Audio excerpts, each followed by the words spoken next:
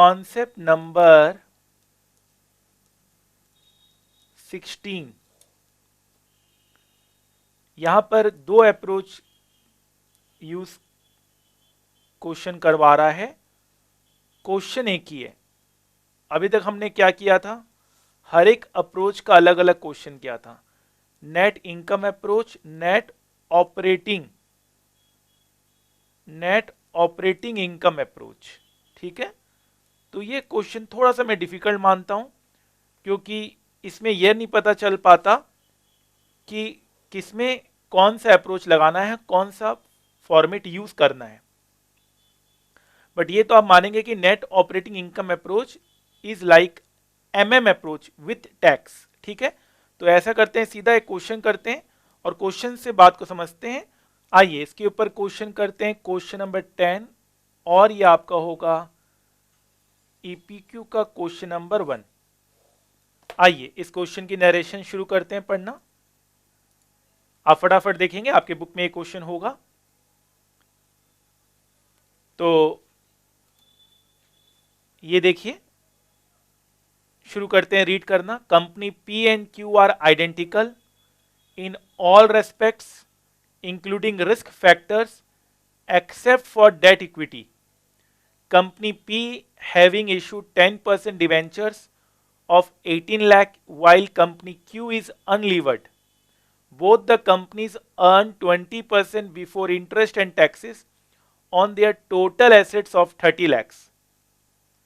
Assuming a tax rate of 50% and capitalization rate of 15% from an all equity company required, calculate the value of companies P and Q using net income approach, net operating income approach.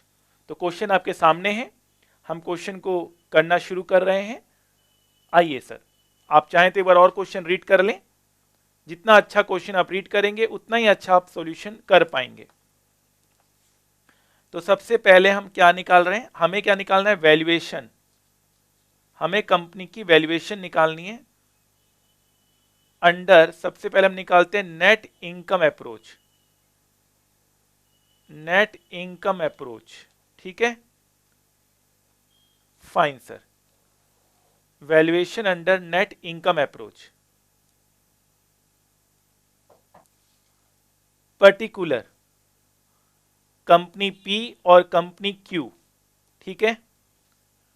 So EBIT आपका दिया हुआ है 20% of 30 lakhs, 20% of 30 lakhs, तो ये आपका आ गया 6 लैक्स और 6 lakhs. Fine, no problem. आप देख सकते हैं, आपको क्वेश्चन मैंने यहां पर एक बार और दिखा देता हूं। 20% है 30 लैक्स पे, आप देख सकते हैं फर्स्ट पैराग्राफ में ही लिखा हुआ है, लास्ट लाइन में। चलिए अब क्या करना है अपने को, less interest, less interest. 18 lakh का आपका लोन है, 10%, तो ये आपका आ गया 1,80,000। तो आपका आ गया अर्निंग बिफोर टैक्स 4,20,000, और ये आपका आ गया 6 lakhs.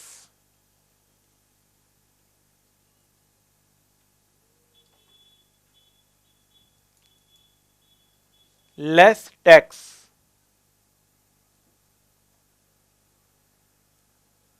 at the rate of 50%, 2,10,000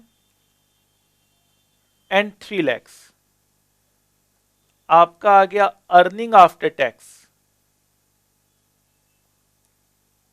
2,10,000 और ये 3 लैक्स, ठीक है। इसको हम अर्निंग फॉर इक्विटी भी बोल सकते हैं, अर्निंग, क्योंकि कोई प्रेफरेंस का तो बात है ही नहीं, अर्निंग फॉर इक्विटी। चलिए, नो प्रॉब्लम एट ऑल।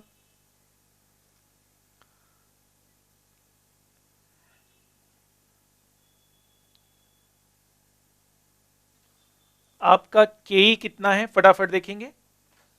आपका के क्वेश्चन में दिया हुआ है 15%।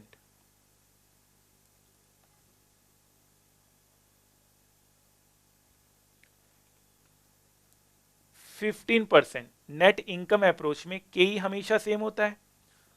So what will be value of equity? Value of equity यहां पे स्टार दे देते हैं। के नेट इनकम अप्रोच में सेम होता है हर एक प्लान में। वैल्यू ऑफ इक्विटी क्या होगा?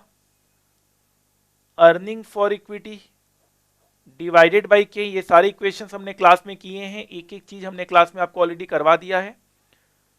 तो ये 14 lakhs हुआ और ये 20 lakhs हुआ। और वैल्यू ऑफ डेट कितना है? हमें वैल्यू ऑफ फर्म निकालना है। वैल्यू ऑफ डेट आपका है 18 lakhs और यहां पे तो डेट है ही नहीं। तो what is value of company? Value of company क्या हुआ? Value of equity plus value of debt 32 lakhs और 20 lakhs। ठीक है, सो सिंपल यहां पर हम स्टार देके लिख सकते हैं। K is assumed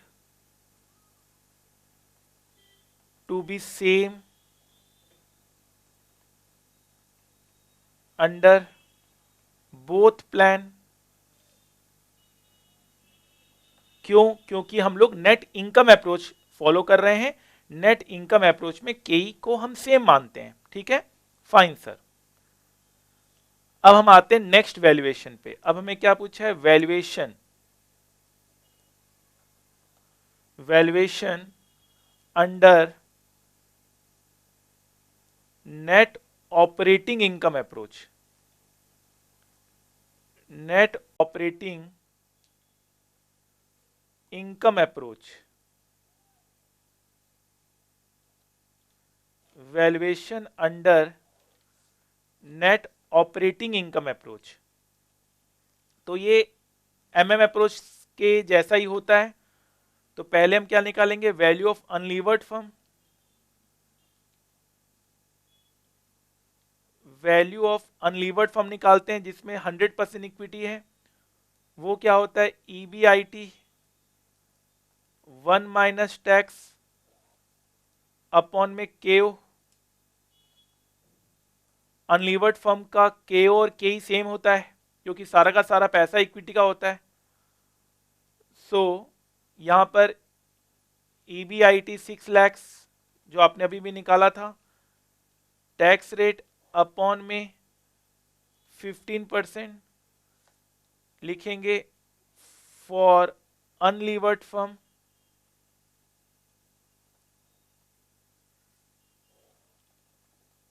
KO will be equals to KE, no problem at all। तो ये आपका आया 20 lakhs। और वैल्यू ऑफ लीवर्ड फर्म क्या होता है? इसका एक इक्वेशन होता है। वैल्यू ऑफ लीवर्ड फर्म क्या होता है? इसका एक इक्वेशन होता है। वैल्यू ऑफ लीवर्ड फर्म होता है value of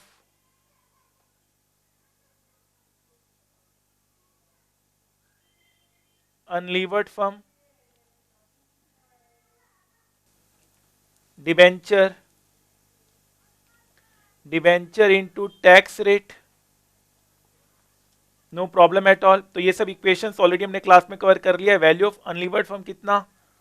20 lakhs plus debentures 18 lakhs into tax rate 50%। तो ये आपका है 29 lakhs। तो ये क्वेश्चन बहुत ही ज्यादा इंपॉर्टेंट है एग्जाम के लिए। सारे कॉन्सेप्ट ऑलरेडी हो चुके हैं तो मैं कॉन्सेप्ट यहां पर नहीं बता रहा हूं क्योंकि हर एक कॉन्सेप्ट को हमने ऑलरेडी क्लास में कवर कर लिया है। ये एग्जाम के लिए बहुत ही ज्यादा इंपॉर्टेंट क्वेश्चन है। तो आप डेफिनेटली वहां पर कंफ्यूज हो जाएंगे स्टूडेंट्स, क्योंकि दो अप्रोच एक ही क्वेश्चन में लग रहा है। नॉर्मली हमने क्लास में हर क्वेश्चन का अलग अलग अप्रोच के हिसाब से किया था, बट यहाँ पर एक ही क्वेश्चन में दो अप्रोच लग रहा है तो यहाँ पर थोड़ा कंफ्यूजन क्रिएट हो जाता है। Alternative solution is definitely possible, but जो ये मैंने आपको सॉल्यूशन दिया है it is as per institute. तो आपका फाइनल आंसर क्या क्या हुआ? एक तो ये आपका फाइनल आंसर हुआ, एक तो ये आपका फाइनल आंसर हुआ, ठीक है, और यहां पर आपका 32 lakhs and 20 lakhs final answer हुआ, ठीक है, फाइन सर। सो ये सारे इंपॉर्टेंट क्वेश्चंस है, जरूर आप इन सब क्वेश्चंस को देखकर एग्जाम में जाएंगे।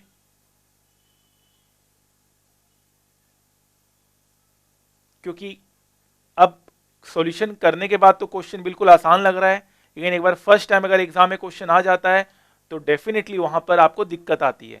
इसलिए मैं हमेशा कहता हूं कॉन्सेप्ट पे आप हमेशा ध्यान दीजिएगा। अब जैसे ये जो इक्वेशन है ये कॉन्सेप्ट ऑलरेडी हमने कवर कर लिया है, ठीक है। अगेन ये वाला के बराबर के, ये भी हमने कॉन्सेप्ट कवर कर लिया, हर एक कॉन्सेप्ट को हमने ऑलरेडी कवर कर लिया है, ठीक है, फाइन एकदम। चले आगे, चलिए सर। तो फ्रेंड्स ये चैप्टर भी हमारा कंप्लीट हुआ। अब हम नेक्स्ट क्लास में एक नए चैप्टर की ओर आगे बढ़ेंगे। आई होप आप ये सारी चीजें अच्छे से रिवाइज करेंगे, और खुशी तब मिलती है जब आप लोगों का अच्छा अच्छा फीडबैक मिलता है, आप लोग अच्छी अच्छी बातें लिखते हैं, तो वो मोटिवेट करता है, किसी को भी मोटिवेट करता है। आप भी अगर कहीं पे भी काम करेंगे और आपके जो सीनियर हैं, आपके जो एम्प्लॉयर हैं वो आपकी तारीफ करेंगे तो आपको भी अच्छा लगेगा। सो हमारी खुशी इसी बात में है कि आप लोगों को चीजें अच्छी लगे और आप लोग दुनिया में आगे बढ़े, जिंदगी में एक नया मुकाम हासिल करें। सो ये एक मैसेज मैं आपके साथ शेयर करना चाहता हूं। डेफिनेटली आप लोग में से किसी ने ये मैसेज मुझे लिखा है, और मैं ये कहना चाहता हूं कि आप लोग डेफिनेटली अपनी बातें जरूर मेरे तक पहुंचाइए, ताकि मैं और बेटर और अच्छा करता चला जाऊं। सो मैं आपके सामने एक मैसेज रीड करना चाहूंगा। आदित्य जैन सर के लेक्चर देखिए, अब कुछ हो गया, बस इतनी मोटिवेशन तो हमें कोई भी टीचर नहीं करते हैं क्लास में। मिसिंग सर क्लासेस, सच में सर की क्लास लगाकर अब लगता है 100 आउट ऑफ 100 आएंगे। एंड सीए इंटर की अमेंडमेंट्स भी आस्क मिलेगी हमें क्या? तो बहुत अच्छा लगता है ये सारी बातें जो बच्चे लिखते हैं। सपोर्ट आफ्टर सेल सपोर्ट में एक आप ही की क्लास देखी गई है। आपका स्टाफ आगे होकर पूछता है कि क्लास में कोई दिक्कत तो नहीं है। मान गए सर, कितनी केयरिंग हो आप स्टूडेंट्स के लिए। तो ये सारे चीजें हम लिख नहीं सकते, ये बच्चे हमें लिख के देते हैं। सो हम इस सब चीजों से और ज्यादा मोटिवेट होते हैं। Sir, you are such an amazing teacher. Your practical aspect of teaching cleared my all doubts, and now I have started linking all the concept in my day-to-day life. Sir, before purchasing your class, I was just curious about stock market, but after purchasing your class, you took my curiosity to an extreme level. All thanks to you, sir. Sir, watching and enjoying your economic for finance lecture, Rahul CA inter FME को Kurukshetra. Thank you so much friends, thank you so much. आप लोगों ने इतना प्यार दिया, आप लोग अच्छे मुकाम तक पहुंचे, यही मेरी एक जिंदगी का मकसद है। आप अच्छा करें, आपके पेरेंट्स और आपके टीचर्स का नाम रोशन हो। इसी सोच के साथ, इसी उम्मीद के साथ हमेशा पॉजिटिव रहना है, सोच हमेशा पॉजिटिव रखना है, आप हमेशा आगे बढ़ोगे। Thank you so much.